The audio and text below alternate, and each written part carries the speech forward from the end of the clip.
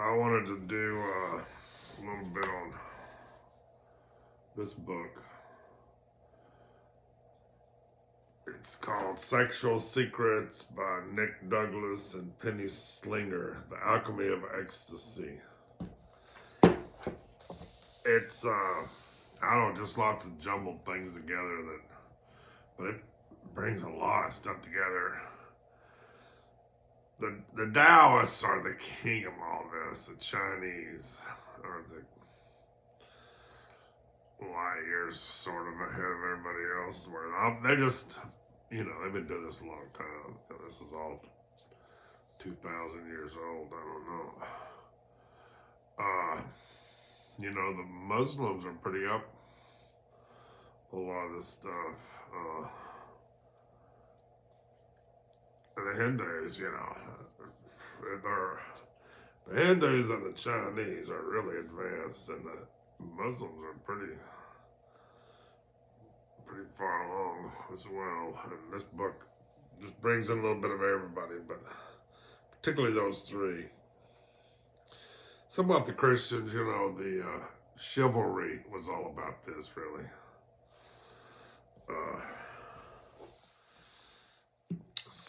But to me, the best thing in here is this little, a few pages they've copied.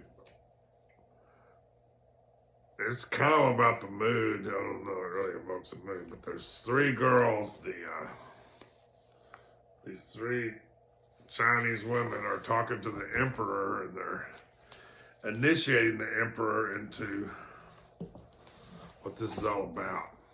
And the kind of roles are reversed. Usually he's like this big boss and everybody else is scared of him and won't even hardly look at him.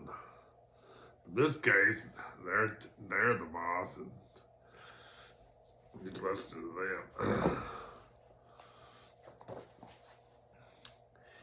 It is nighttime. The stars move slowly across the heavens and the moon is full.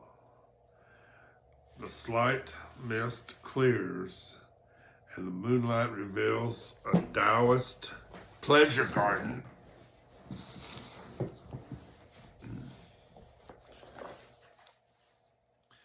Artfully located among mountains. The scenery is breathtaking. There is a small lake overhung with willow trees. A winding path leads from it through peach and plum trees, past moss-covered rocks, past a goldfish pond, an arbor of roses, beds of peonies and other flowers, to a delightful pavilion strategically located looking down over the lake. In the moonlight, the trees and flowers cast strange shadows, some long, some short. Red lanterns hang from the caves of the pavilion, eaves of the pavilion, which seem to be carved from some kind of precious marble or perhaps a white jade. The roof is covered with golden tiles, and the exquisitely made doors and windows are open, revealing a scene of rare beauty. Inside, the atmosphere is filled with the odor of sweet orchids, lotuses, and other fragrant flowers.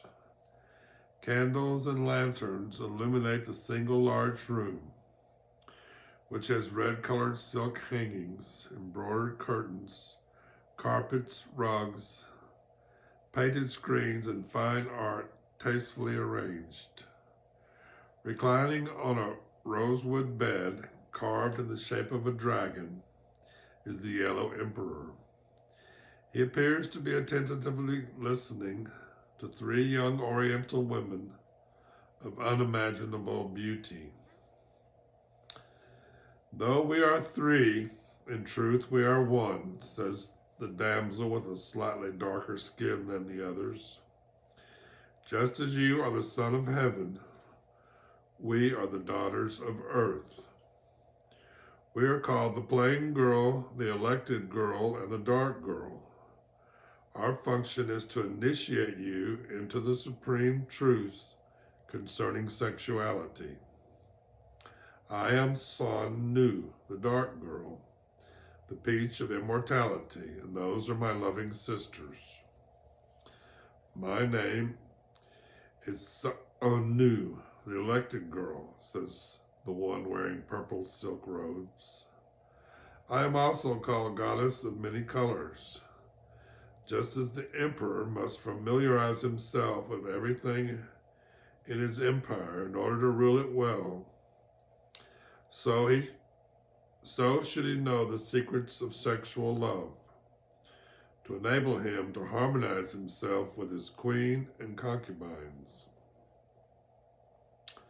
My name is Su Nu, the plain girl, says the third young woman, who is completely naked and whose yoni looks like a conch shell. I am also called Queen of the White River. To be quite frank, woman is the only real initiator. Man's role is that of a willing student. Just as on the 16th day of the 5th month of every year, the roles of heaven and earth are reversed, so within this love pavilion, it is my sisters and I who determine the order of events, and the Yellow Emperor who complies. Pulling the plain girl close to him,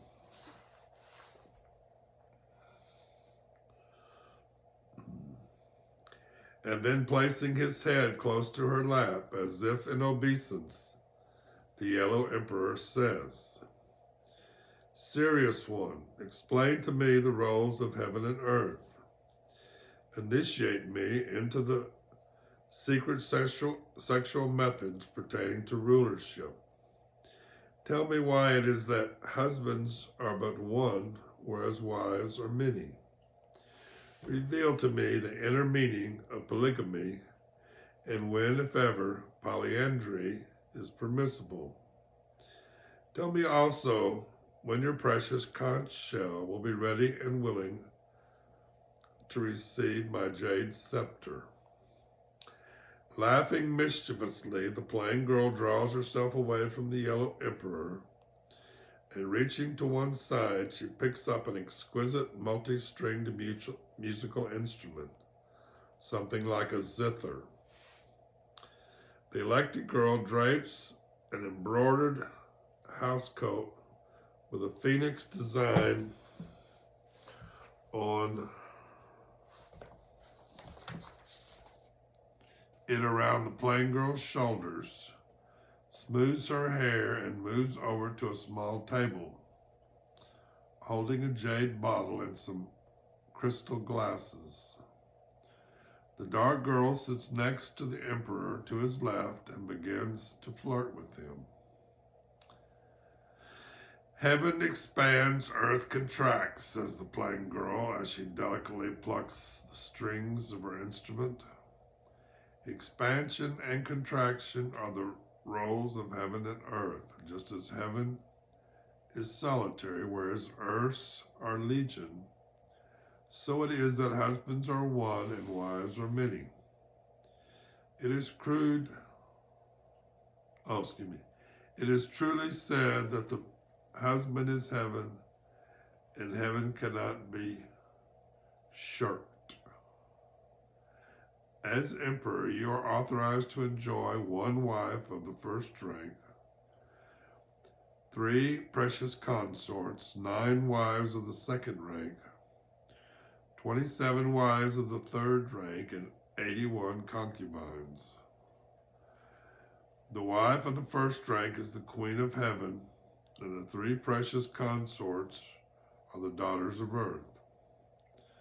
The 9 wives of the second rank symbolize the 9 planets, and the 27 wives of the third rank echo the 27 constellations in the sky. As for the 81 concubines, they lighten the load of years and are for the playful dalliance of the emperor. The emperor's duty is to rule by maintaining harmony between heaven and earth, Truly the Emperor is the Son of Heaven. As embodiments of the three eternal forces of creation, preservation, and transcendence, the daughters of earth serve to initiate the Emperor into the ways of man.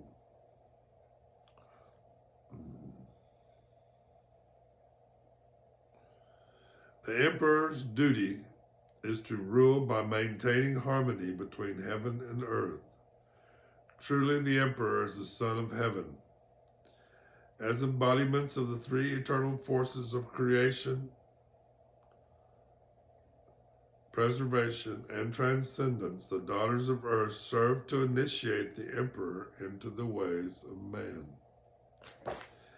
The Emperor should make love with 9 chosen consorts every night, proceeding from the lower ranks to the higher. Each of the 9 consorts should be satisfied fully, so that the planets are pleased. Retaining his semen by proficiency in the art of love, the Emperor concentrates powers within. Then at the full moon, he bestows his seed on the Queen of Heaven. Polyandry is permissible between blood brothers and a single woman, since brotherhood implies shared origin.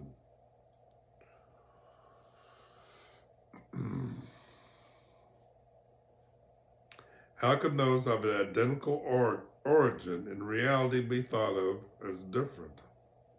However, be this as it may, it is true of life that brothers often seek to destroy one another through the natural expansive qualities of man, which in close proximity manifest as rivalries and petty jealousies. When the force of expansion becomes limited, it is difficult indeed to contain. For polyandry to work successfully, brothers must truly become masters of themselves.